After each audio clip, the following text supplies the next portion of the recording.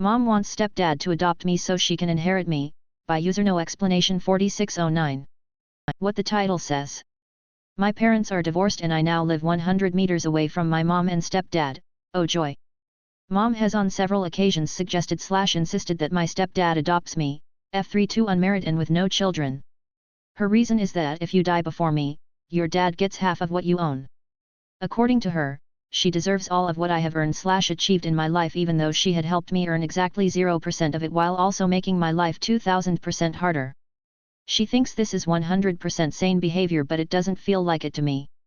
Edit, thanks for all the answers.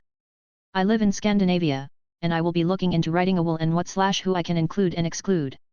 I live this close to my parents because it's the only option I have ATM.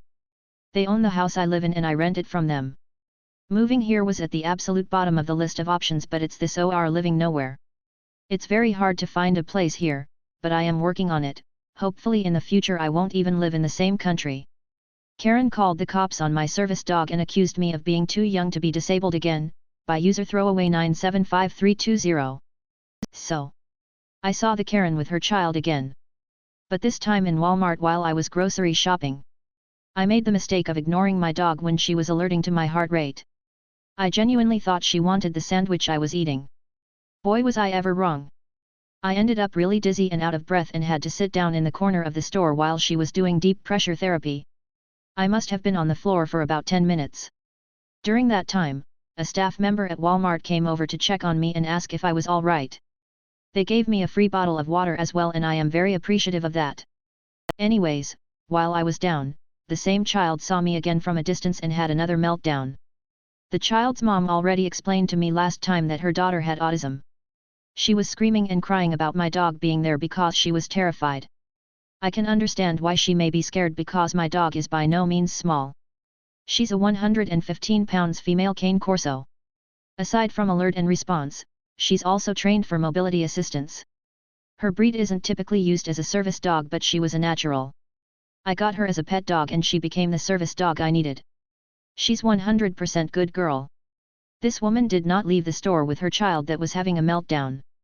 Instead, she had the audacity to call 911 on me. Eventually the cops did show up and she kept shouting that I was faking having a disability because I was too young to actually be disabled again, that it was illegal for me to have my service dog anywhere near food indoors and that people like me are the reason why she has had to suffer lockdowns. I'm Asian. She said the least I could do is be considerate and stay home away from everyone and keep my dog at home where it belongs. My dog was very clearly vested with tags that says service dog. I showed the cops my medical note that I carry stating that I require a service dog. In the end, the manager banned the woman from coming to the local Walmart for a year. The cops only gave her a warning for wasting their time and escorted her off the property. Parents think every day is a free day, by user Makasi-Kurasa23. My mom has been homesick for the past 6 years and my dad works half-time so they have a lot of free time on their hands. Since I have a job where I can work from home, they think I don't have to work anymore either. Last week my mom sent a message right before lunch. But as it was a very busy day, I saw it come and deleted the notification because I had to finish a task before noon. We then had a lunch date with colleagues so the entire lunch break was spent eating, socializing. And then we had to hurry back to the office because we had an entire afternoon of meetings. Right before the first meeting, barely 2 hours after my mom's first message, she sent another one. Hello, are you okay? But I didn't want to start the conversation then because whenever my mom sends a message it's never just one message, it's always 10 questions and 10 stories of things she encountered the past few days. I got on with my meetings, hurried home, made dinner, ate and started with the bigger breaking work in our bathroom so that I could be done with it as soon as possible. At around 7 when I was actually done, I saw that she had sent another message. Hello, are you still alive? So already feeling pushed to reply after a very busy day, I did.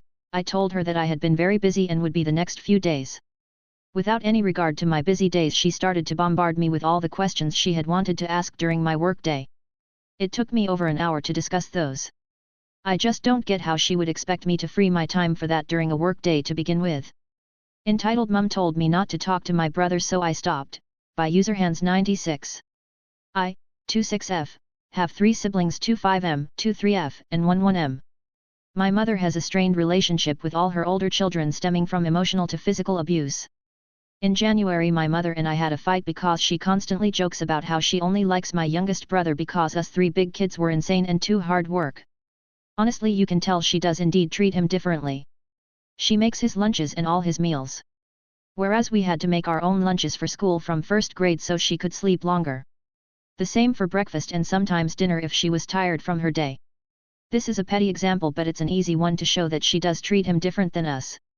After the falling out with me, my other brother is high on the autism spectrum and lived with her, was kicked out, and she threatened to stab him and beat him pretty bad because he didn't take his meds. After both these incidents with myself and my brother, she told us not to contact her and my youngest brother ever again. So we didn't.